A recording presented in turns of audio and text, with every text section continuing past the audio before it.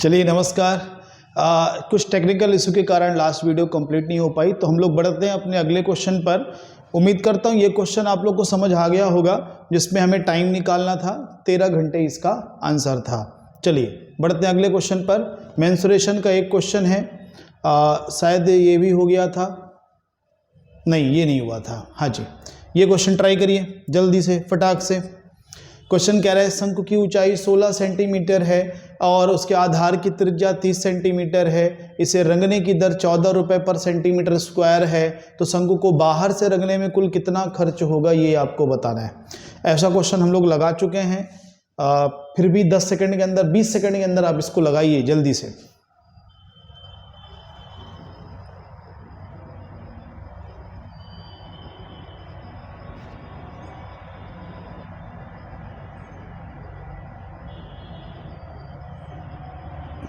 वैसे अगर मैं कहूँ इसे अगर आपको एग्जाम में लगाना है ना, तो आपको कुछ नहीं लगाना चाहिए, क्योंकि ये क्वेश्चन ही इतना बढ़िया आराम से इन्होंने दिया है ऑप्शन ना, कि ऑप्शन के थ्रू हो जाएगा। क्यों?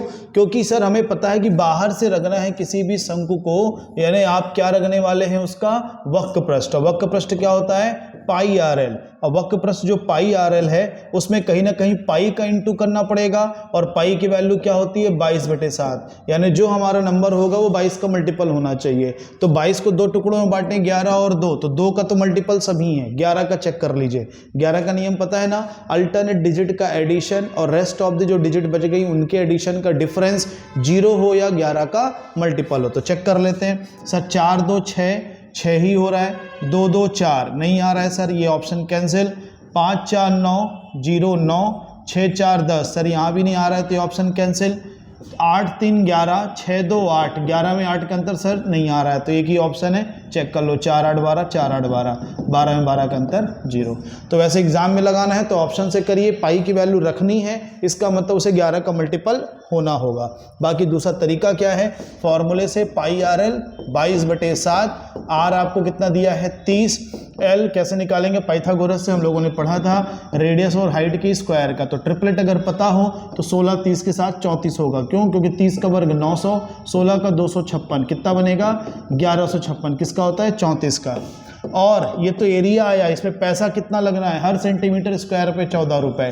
तो 7 से डिविजिबल हो गया, 30 से 2 60 हो गया, 22 गुणे 34 करके जो भी आएगा उसका गुणा कर लीजिएगा, है ना। इकाई में 0 वो तो गया, बाकी गुणा करें तो 6 चौको 24, 4 4 दूनी 8, दहाई अंक 8 होना चाहिए। तो हमारे ऑप्शन में एक ही था जिसके दहाई में 8 हो, लास्ट में 0 है। तो इस हिसाब से भी आप आंसर दे सकते थे। बाकी 11 का मल्टीपल ज़्यादा ठीक था, चेक किया करिए। जब भी पाई का मान रखना हो तो चेक करो क्या वो 11 का मल्टीपल है कि नहीं। चलिए सिंप्लीफिकेशन का एक और क्वेश्चन आ गया, आप लोग को ट्राई करिए। 10 सेकंड में होना चाहिए, क्योंकि ये ओरली भी कर सकते हो।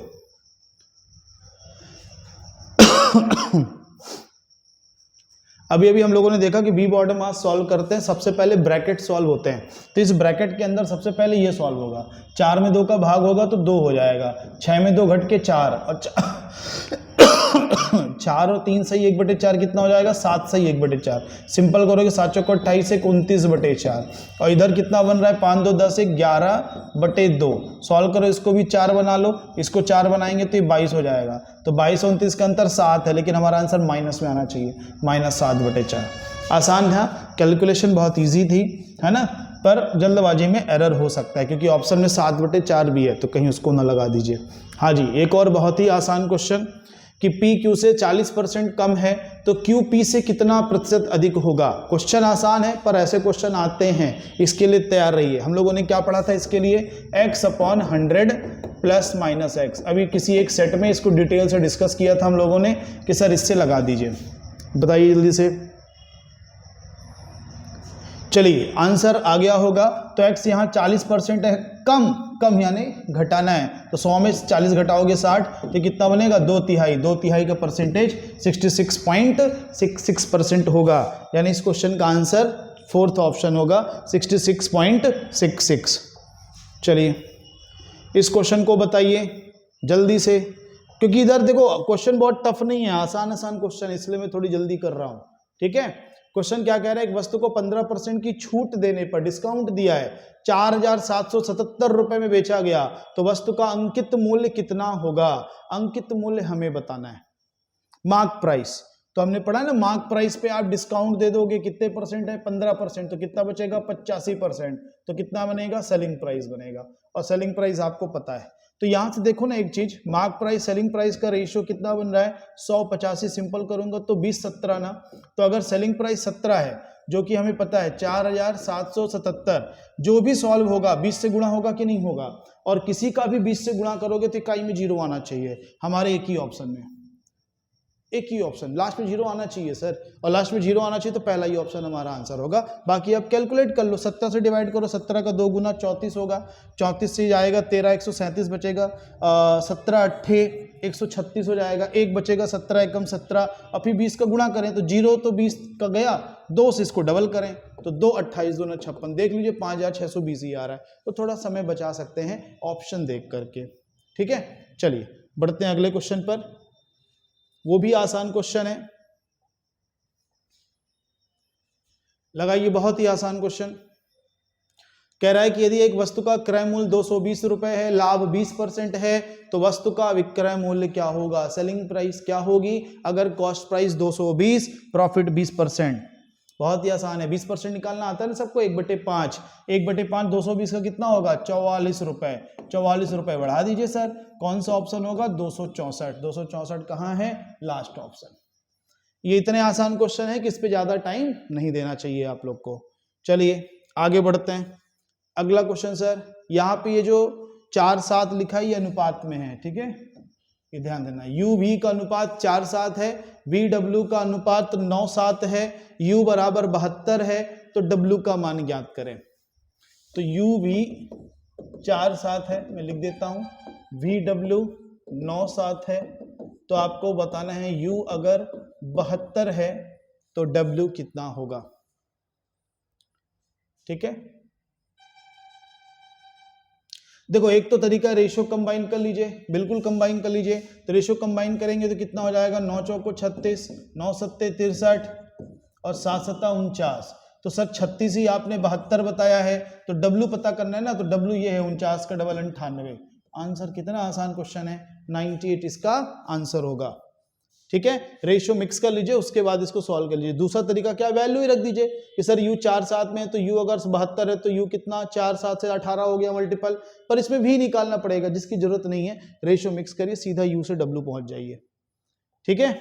चलिए नेक्स्ट क्वेश्चन, बहुत ही आसान, चक्रवृद्धि ब्याज का पर कंसेप्चुअल है, आता है ऐसा क्वेश्चन।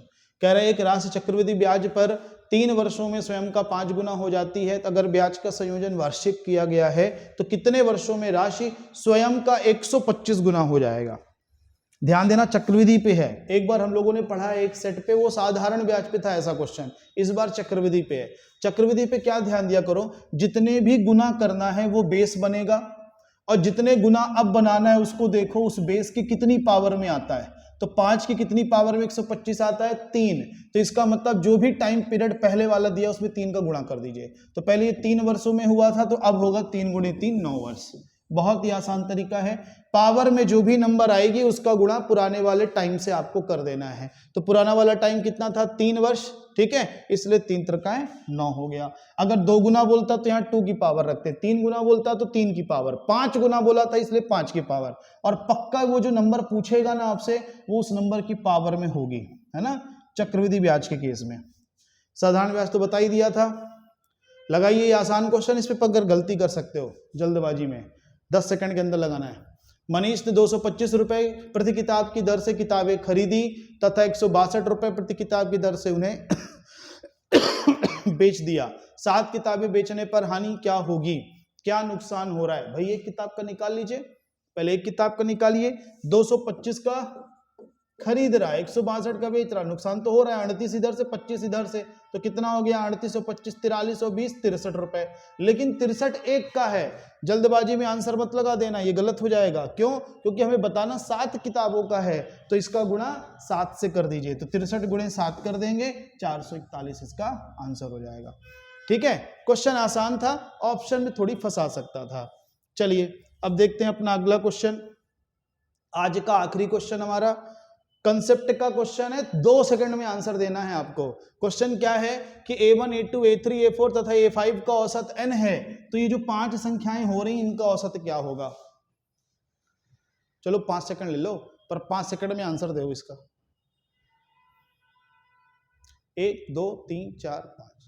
क्यों? क्योंकि देखो हर संख्या में 100 घट रहा है भाई। औसत का नियम है, एक बराबर संख्या गुणा किया जाए तो औसत में गुणा कर दीजिए, एक संख्या बराबर भाग की जाए औसत में भाग करिए, बराबर संख्या जोड़ी जाए औसत में जोड़ दीजिए, बराबर संख्या घटाई जाए औसत में घटा दीजिए। यहां पे हर बार 100 घटाया जा रहा है तो औसत में भी 100 घटा दीजिए। ये हुआ आपका आज का सेट। ठीक है, कुछ टेक्निकल इशू के कारण ये 2 पार्ट में हुआ है ना। कल से एक ही पार्ट में कंप्लीट रहेगा और कल से क्वेश्चन नंबरिंग भी अपन करने की कोशिश करेंगे कि क्वेश्चन की नंबरिंग रहे 1 2 3 4 5 6, जिससे जब बाद में डिस्कशन करना हो तो आसानी से अपन उसे पॉइंट कर सके किस क्वेश्चन की बात कर रहे हैं। चलिए, तो आज के लिए इतना ही। कल फिर से रात को 9 बजे तैयार रहिएगा प्रैक्टिस के लिए। इसे आप डेली डोज बना लीजिए कि सर डेली हमें प्रैक्टिस करना है। आप तैयारी करिए, बाकी हम क्वेश्चन लेकर के आएंगे डेली रात को 9 बजे। ठीक है, तब तक आप सभी का बहुत बहुत धन्यवाद और नमस्कार। कल फिर मिलते हैं। ठीक है, चलो।